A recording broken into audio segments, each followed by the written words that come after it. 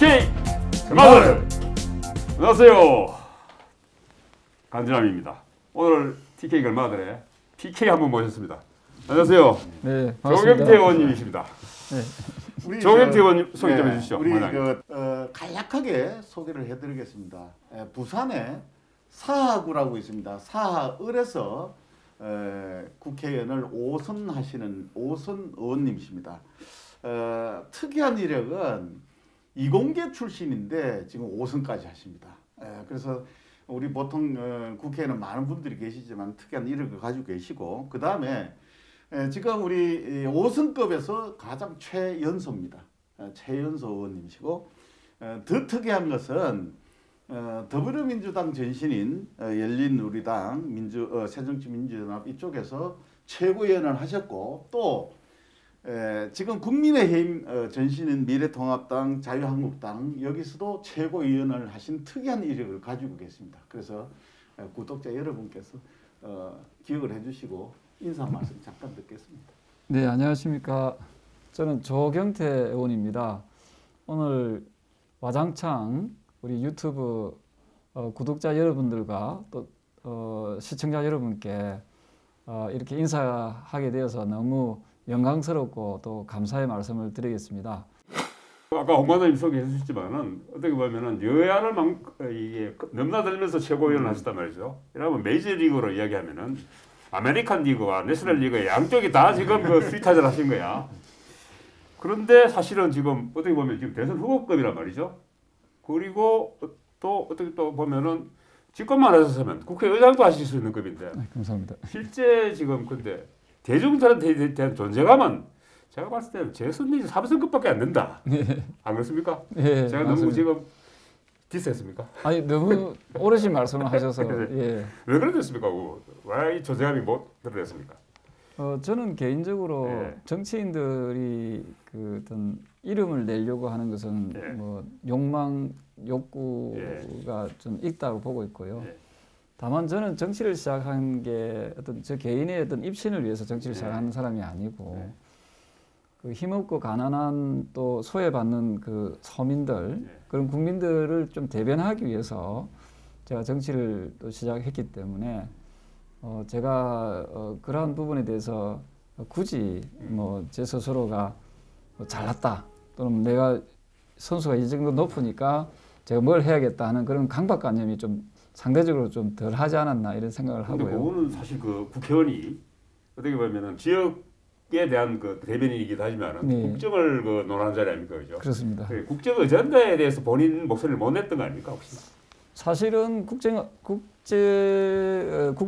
아젠다라고 하는 것은 예. 우리 정치인들이 거짓말을 많이 하잖아요. 네, 많이 하죠. 예, 그래서 약속도 안 지키고 예. 지금 그 대통령 하고 있는 문재인 대통령이 예. 대표적인 분 아닙니까? 네. 그래서 저는 허망하고 그 어찌 보면은 국민들한테 헛된 꿈을 심어주는 그런 국정 아젠다는 저는 썩 바람직한 모습은 아니라 보고 있고요. 네, 그럼 잠깐만요. 그럼 제가 네. 그 문재인 대통령 이야기 하셨으니까 제가 네. 이 대목에서 한번 자르고 들어가셔도 되는데 문재인 대통령 고등 선배시죠? 예, 저보다 후배시죠? 15년 선배님이시죠. 15년 선배. 예. 그래가지고 문재인 대통령하고 빈정상해가지고 탔다가 이쪽에 넘어왔잖아요. 문재인 대통령이 뭐 그래 말도 안 들었어요. 제가 아마 2012년도 지금 예. 뭐 이렇게 그 검색하면 나오겠지만요. 예. 제가 문재인 지금 현 대통령이죠. 예. 대통령 되어서는 안 된다는 5대 불가론을 제가 예. 이미 제가 그 2012년도니까 예. 9년 전에 예. 제가 예언을 했던 사람입니다. 아, 예. 저도 어제 좀 맞는 것 같아요, 그게. 근데 제가 좀 빠른 편이죠. 예. 그래서 그때 5가지 그 5대 불가론 중에 그 첫 번째 꽂았던 게 무능이었거든요. 아, 그래요? 이분은 정치를 이끌어 나갈 능력이 없다. 예. 그 지금 그게 드러나고 있지 않습니까? 예. 그럼에도 불구하고 그분들이 가지고 있는 그 속성, 특징은 뭐냐면은 내노남불이거든요. 예. 자기들이 못한 것은 다 용서가 되고 덮어질 수 있고, 그 대표적인 인물이 조국이잖아요. 예. 그 다음에 상대방의 어떤 험결, 상대방이 부족하면 정말 그 성냥이처럼 예. 이렇게 덤비는 그런 내노남불의 어떤 정치를 하고 있고, 이것을 우리가 조금 전문적인 표현을 쓴다면은 패권주의적 사고를 가지고 있다 이렇게 보고 있습니다. 전문 용어로는 그렇긴 한데 제가 또 조사를 좀 해봤거든요. 네. 조 의원님이 정치를 시작하신 거는 그 노무현 전 대통령 뭐 비서관도 하셨고 또 캠프에 일도 하셨다고 그래서 어떻게 보면 원조 친문이셨단 말이죠. 자, 원조 친노, 원조 친노하다고 제가 반문으로 돌아가셨었는데. 이게 우리 뭐 노무현 대통령하고 문재인 대통령 비교하면 뭐 차이점이 좀 있습니까? 참 좋은 질문을 주셔서 정말 감사하다 생각을 합니다. 그 노무현 대통령하고 지금 문재인 대통령은 결이 완전 다른 사람입니다. 그래요? 예, 그래서 노무현 대통령은 상식 짝퉁이라서 그렇습니까? 문재인 대통령 노무현 짝퉁입니까? 짝퉁도 아닙니까?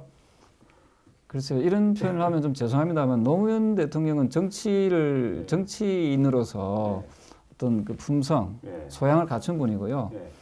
지금 현 대통령, 그 문재인 대통령은 유감스럽게도 지금도 저는 그분은 정치인이라고 생각을 하지 않거든요. 왜 그런가 하면 준비가 안 돼 있는 분이라고 생각합니다. 그러면 친문 꼭두각시라는 이야기입니까, 그러면? 저는 개인적으로 그 와장창에 나와가지고 저하고 문재인 대통령이 1시간 정도 토론하면 그 자유 토론을 한번 했으면 좋겠습니다. 그러니까 좀 다음에 퇴임하고는 한번 불러드리겠습니다. 여기서 제가 좀 끼어들겠습니다. 조건이 하나 있는 게 A4지 없이 아무도 없이. 대구 몇 번 오셨죠? 계속 많이 원래 몇 번 오신다고 보는데. 요즘에는 코로나 때문에 자주 못 왔습니다만은 다행스럽게 대구 경북이 처음에는 참 여러 가지 어려움이 많이 있었지만은 요새 보면은 그 대구 경북이 코로나 방역에 가장 모범적인 도시다 이렇게 생각을 합니다. 거기에 대해서 이 자리를 빌어서 대구 경북 시민과 도민께 정말 감사하다는 말씀드리고요. 자주 찾아뵙도록 그렇게 하겠습니다. 도대체 왜 대표를 매스컴상 대표 이제 그 출마자로 이렇게 떠돌더라고요. 그래서 혹시 대선은 아니고요? 대표입니까? 대선을 주로 도전을 하셨는데 갑자기 당선에 도전을 하시니까 아니 대선도 무슨 뜻이 있냐? 아니 그러니까 이거 뭐지 대선도 두 번이나 출마하셨더라고. 경선에서 컸다시지만 이당 저당 양쪽 다 출마하셨죠. 상습 출마잖아요. 저는 대구가 우리 국민의힘당의 심장부와 같다고 생각합니다. 더불어민주당의 심장부는 강주입니다. 그건 분명하거든요. 그러면 국민의힘당의 심장부는 저는 대구다고 저는 힘줘서 말씀드릴 수가 있습니다. 제가 비록 부산 출신이긴 하지만 그런데 그 국민의힘당의 지도부, 소위 말해 지도부라고 하는 분들이 과연 대구를 얼마나 방문했는지 저는 반문하고 싶거든요. 제가 어떤 역할, 예를 들어서 당 대표가 된다든지 또 어떤 제가 책임 있는 역할에 주어진다면은 저는 우리 국민의힘당의 그 심장부와 같은 대구를 정말 그 진정성 있게 자주 저는 방문할 그런 계획을 가지고 있습니다. 그리고 앞으로도 비록 지금은 그 평의원이지만 그동안 꾸준히 대구를 자주 제가 찾아왔거든요. 그래서 앞으로도 그 약속만큼은 분명히 지켜나가겠습니다. 근데 보통 이제 그 대표 경선에 출마하셨다가 만약에 대표가 안 되시면은 이제 또 이제 대권에 다시 도전을 하십니까? 지금 이 국회의원들이 양수 겹장이 많더라고요. 단체장 출마했다가 안 되면은 또 국회의원 하고 하는 이런 것들이 많던데 이번에 이제 일단 당권 도전부터 해놓고 실패하면은 다시 또 대권 도전하고 이런 이게 이제 정치를 하는 사람들은 이제 돈이 많은 사람들은 이제 자원이 풍부한 사람들은 이제 이것도 해보고 저것도 해보고 출마하는 것 자체가 참 비용이 많이 들거든요. 근데 아시다시피 저 같은 경우에는 제가 이제 저희 아버지께서 그 자갈치 시장 아시잖아요. 자갈치 시장에서 지게를 졌습니다. 저 같은 경우는 이제 지게꾼의 아들이죠. 그 정치인 중에서 어쩌면 가장 낮은 단위라고 할 수 있는 그 지게꾼의 아들이 이제 정치한다는 것은 참 이례적이다 이렇게 보거든요. 그래서 저한테 이런 와장창 TV에 나와서 우리 훌륭하신 두 분 명사님과 이런 토론을 할 수 있다는 것 자체도 참 제 개인적으로 영광스럽다는 생각을 하거든요. 그래서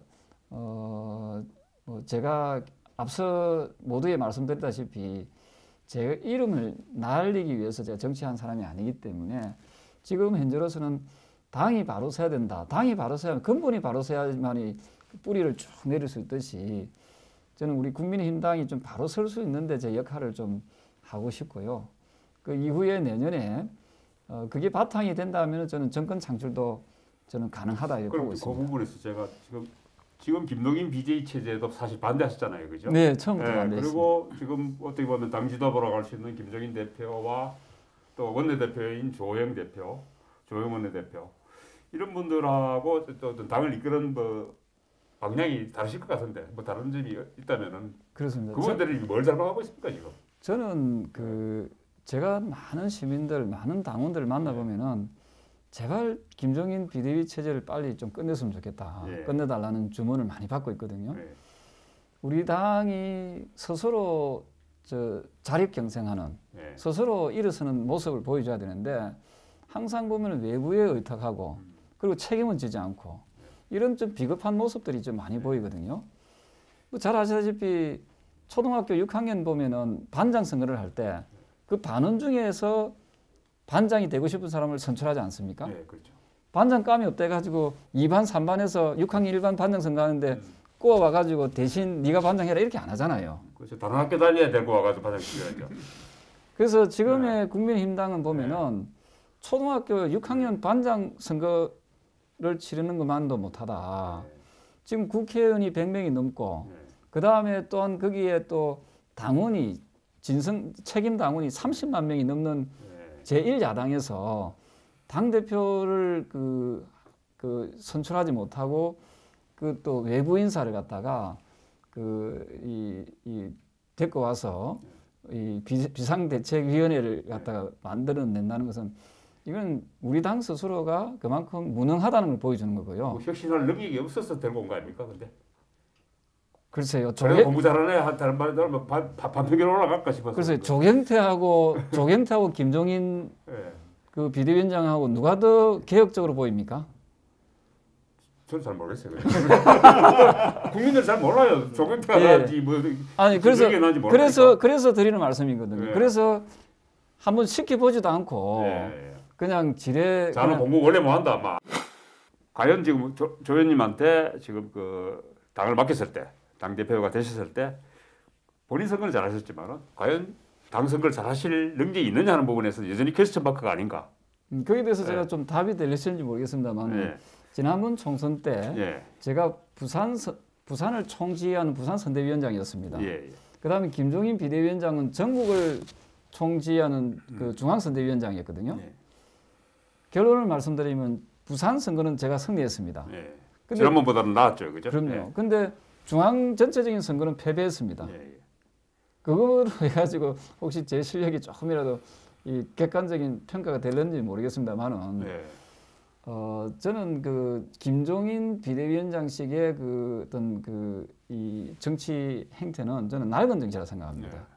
저는 그것을 좀 뛰어넘어서 30~40대까지 이렇게 좀 아우를 수 있는 저는 그런 정치를 해왔고 또 저는 그런 정치에 대해서는 좀 자신감이 있다. 그 부분에서 지금 사실은 지금 젊은 층들은 민주당도 싫지만은 국민의힘은 더 싫다. 그 왜 그럴까요? 이 더 나쁜 놈이다. 왜 뭐 이런 지금 더 나쁜 놈 프레임에 딱 걸려 있거든요. 왜 그럴까요? 그거를 제가 그걸 여쭙고 있잖아요. 그리고 왜 그래서 그거 방법 해결할 방법이 있습니까? 그게 바로 예. 우리 당이 가지고 있는 태생적 한계가 있습니다. 예. 그게 뭐냐면은 기득권 정당이거든요. 네, 기득권 정당 맞죠. 자기 부모한테 많이 물려받았단 말이죠. 유산을 물려받던, 권력을 물려받던, 그죠? 예.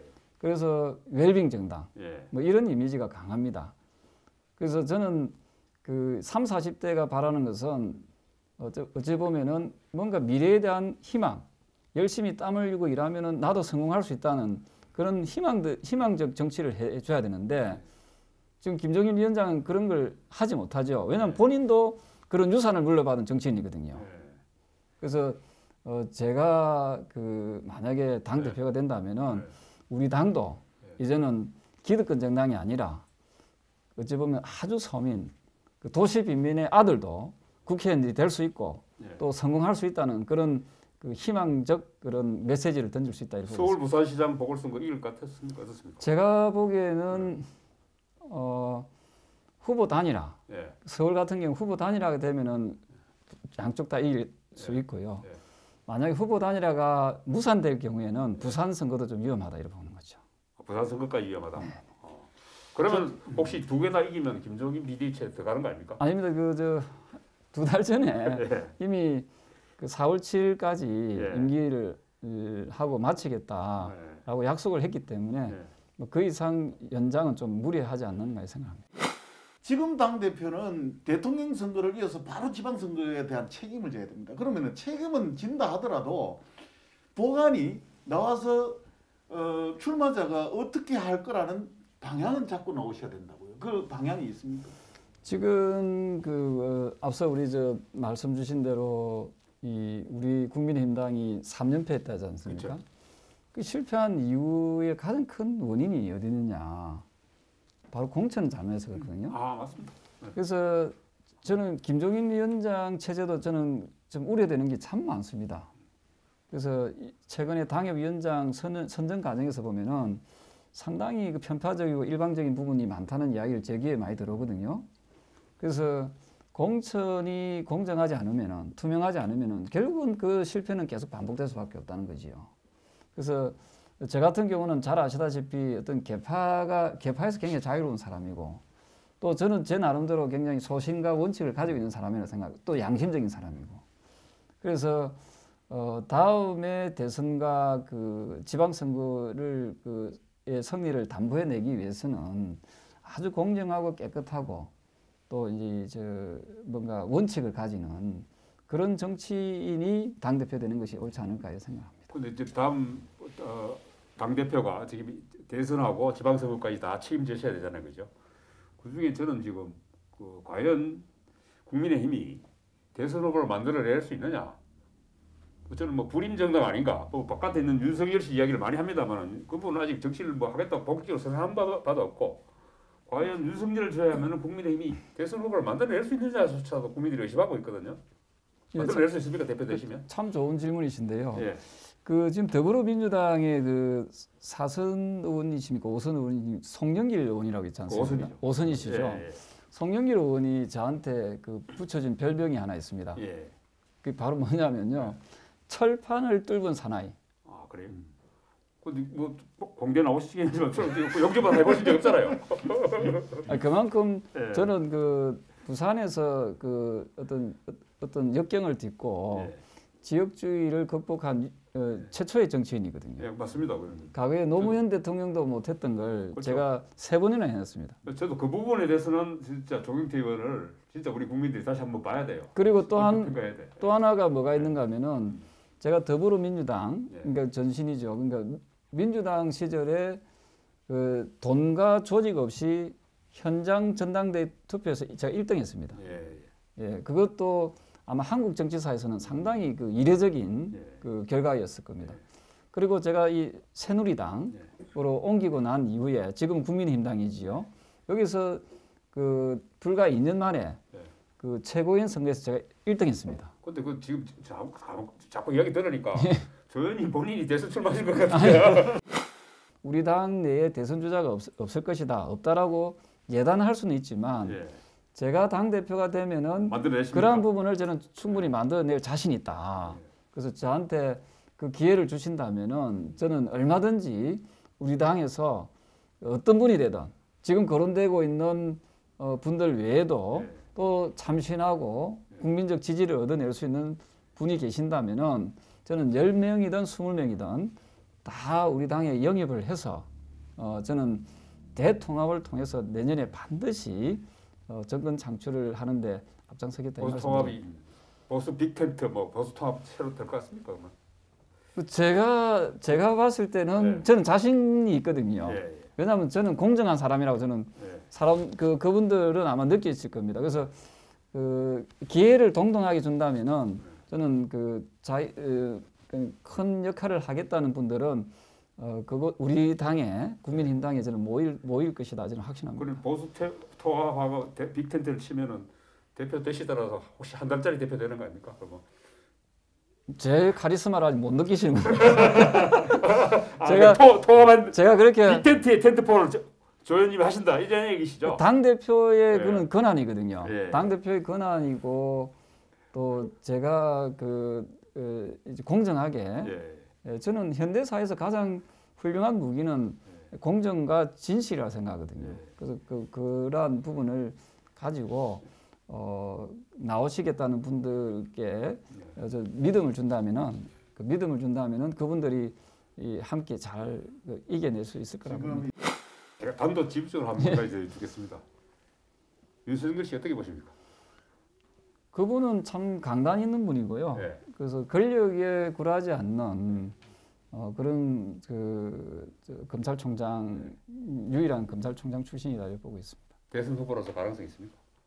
저는, 국민의 힘쪽 예. 저는 그 예단하기는 참 어렵습니다만은 현재로서는 그 각종 여론조사에서 수위를 달리고 있기 때문에 가능성이 매우 높다고 보고 있고요. 다만 제가 그 구상하고 있는 그 대선 후보들의 어떤 그 공정한 경쟁에서는 아마도 그 국민들이 그동안 경험하지 못한 한국 정치사에서 경험하지 못한 아주 흥미로운 그 경선의 어떤 그 과정들을 거치게 된다면은 윤석열 전 검찰총장이 훨씬 더 돋보일 수도 있고 또는 또 새로운 인물이 또 탄생할 수도 있다 이렇게 보고 있습니다. 그건 비밀이시겠지만 윤석열 전 총장 외에 혹시 염두에 두고 있는 정치인이 있습니까? 이름은 안 밝히셔도 됩니다. 저는 본인인데 뭐 아닙니다. 저는 그 좋은 분들이 그 절비하게 많기 때문에 그분들한테 저는 공정한 저 어떤 기회를 좀 드리고 싶습니다. 네, 맞습니다. 대표로서 그렇게 말씀하세요. 정당의 목적은 정권 창출에 있는데 정권을 교체를 하기 위해서 윤석열 전 총장과 뭐 유승민, 뭐 김무성, 안철수 할 것 없이 우리가 알고 있는 이런 정치인들하고 접촉을 작게 해야 되는데 내부적으로는 또 배신자 프레임이 걸릴 수도 있고 여러 가지가 있을 겁니다. 그분들 다 한번 만나서 한번 해보실 그런 계획은 갖고 있습니까? 네, 물론입니다. 지난번에 제가 그 최고위원 할 때도 그러한 그 공정성을 담보해내기 위해서 제가 많이 노력을 했거든요. 양보해야 될 부분이 많을 텐데. 그렇습니다. 그런 부분이 그 정권 창출에 그 밑거림이 된다면은 그 우리가 마음을 크게 비워야 된다 생각하거든요. 내년에 대선이 열리기도 합니다만 곧바로 이어서 지금 지방선거가 열린단 말이죠. 그렇다면 어떻게 보면 대선 전략과 맞물려서 지방선거 전략도 나와야 될 것 같은데 차기 당대표가 할 역할이 굉장히 크단 말이죠. 사실 뭐 지금 또 이런 말씀드리면 또 뭐 저쪽 뭐 민주당 이간책이라고 이야기할 수도 있습니다만은 그 YS 때 우리가 남이가 했는데 나중에 우리가 남이 됐거든요. 사실 PK가 그죠. 그런 면에서 좀 대구 경북 지역의 지방선거도 아까도 공천이 잘못돼서 지금 선거 실패했다고 했는데 실제 대구 경북은 한석 빼놓고 싹 다 됐어요. 지난번 총선에서도 사실은 공천을 그렇게 잘못 개판해도 사실은 얘기는 뭐 아무나 뭐 국민의힘 간판만 달고 나면 다 찍어주니까 이제 그런 부분도 있지만 그러다 보니까 사실은 지역 혁신이 안 되고 있거든요. 그런 부분에서 특별한 어떤 내년 지방선거 대책이 따로 비책이 있습니까? 저는 대구 경북의 그 공천 역시도 정말 투명하고 깨끗하고 공정하게 가야 된다 보거든요.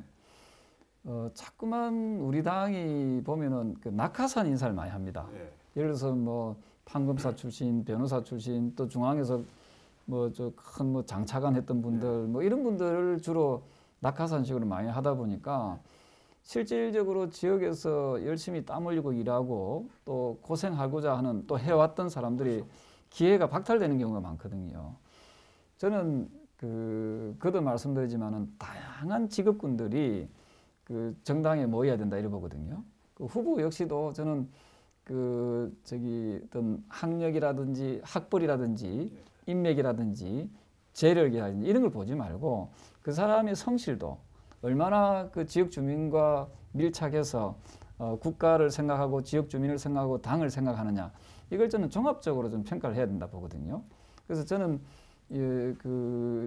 몇 가지 종합적인 그 평가 시스템을 좀 도입을 해서 그냥 단순하게 그 사람이 뒷 배경이 좋다든지 아니면 돈이 많다든지 학벌이 좋다든지 이런 부분을 저는 가감하게 좀 혁파할 계획이고요. 그리고 또 우리 당이 그 좀 정신적으로 좀 맑은 사람들이 좀 됐으면 좋겠어요. 최근에 그 LH 투기 사건에서 나왔습니다만은 이 부동산 투기에 좀 이렇게 이 부자연스러운 사람들은 조금 그분들은 좀 배제시켜야 되는 거 아닌가 이런 생각이거든요. 그래서 조금은 좀 청렴하고 뭔가 그 어떤 이 지역 주민들을 좀 더 이게 아주 그 선하게 좀 바라볼 수 있는 그러한 정치 지망생들이 이번에 많이 발탁됐으면 좋겠습니다. 근데 그 관련해서 지금 최근에 지금 그 문재인 정부가 지방자치법을 개정했지 않습니까, 그죠? 이게 사실 개정인지 계약인지 이게 사실 30년 그 자치의 그 부분에서 제 개인적으로는 사실 지방자치와 지방분권 쪽에 제가 사실 많은 관심을 갖고 있거든요.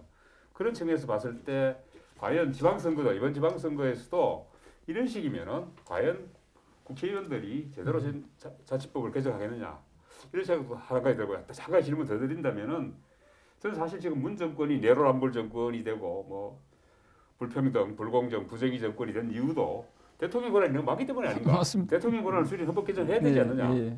제가 두 가지 자치법과 이게 그 헌법 개정에 대한 조회님 의견을 여쭙고 싶습니다. 예. 원래 그 사회주의적 사상을 가진 이 그런 또 뭐 철학을 가진 부류 그런 세력들은 중앙 집중 정치를 그렇죠. 예, 많이 그렇죠. 원합니다. 예. 반면에 그 자유민주주의 이 체제를 그 수호하거나 또 지향하는 그런 세력들이나 집단은 분권을 그 강조합니다. 그래서 그러면은 어느 쪽이 더 자유민주주의적 사고를 가지느냐 이게 좀 분간이 되지 않겠습니까? 그동안에 그 우리 당이 솔직히 말씀드려 가지고 이 지방 분권에 대해서는 좀 소홀히 한 감이 있습니다. 많이 소홀했죠. 근데 조금만 한 게 아니고 그냥 거의 무시했죠. 그 이유는 뭐냐면요. 이 그러한 부분에 대한 그 해석, 예. 정치적인 그 신념이 없었기 때문에 또 낮았기 때문에 그랬다 보거든요. 예. 그 제가 당 대표가 된다면, 제가 그러한 권한을 가지게 된다면요. 그 지방 분권 운동에 대해서 전 대폭 힘을 실어줄 그런 자세가 되어 있습니다. 그래서 앞으로 우리 저 국민의힘당이 달라졌다 하는 것을 좀 피부에 와닿을 수 있도록 제가 그런 아젠다들을 갖다가 먼저 우리가 좀 선점하고 또 선도해 나가는 역할을 하겠습니다. 예. 아니 제가 한 가지 뭐 다짐을 좀 받아야 되겠습니다. 다짐을 받는 게 이게 다른 게 아니고 당대표 되시고 난 뒤에 당선 TV에 다시 출연하시면은 제가 마무리할 발언 기회를 드리고 다시 안 오겠다 하면 그냥 뭐 이걸로 내보고. 예, 저는 사실은 방송에 그 이렇게 출연한 것은 와장창이 처음이거든요. 예. 그래서 예, 고맙습니다. 예, 첫 인연이 저는 굉장히 소중하다 하는 생각을 합니다. 그래서 저는 꼭 그 제가 당 대표가 되고 난 이후에 이 와장창 TV에 나와서 제가 그 동안에 이 자리에서 했던 약속들을 그때는 실천 계획을 좀 가져오십시오. 예, 뭐 지킬 수 있는 그런 부분들을 가지고 오겠습니다. 그래서 우리 시청자 여러분들께서 정치에 대한 불신이 아마도 상당할 거라고 생각을 합니다. 이 부분을 좀 불식시킬 수 있도록 제가 최선의 노력을 다하겠습니다. 네, 고맙습니다. TK 글마들.